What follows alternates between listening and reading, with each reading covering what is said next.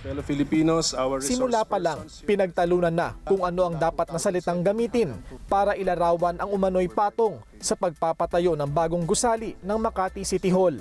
Giit na nagrereklamong si Renato Bondal, mas mahal ng 2 bilyong piso ang halaga ng pagpapatayo ng gusali kung gagamiting batayan ang pagtataya ng pribadong surveyor at kung ikukumpara sa mga mamahaling condominium building. 300% ang naging bukol ng taong bayan ng Makati. Dagdag pa po dyan, karamihan pong ginamit na pera sa pagpapatayo ng building na po yan galing po sa utang.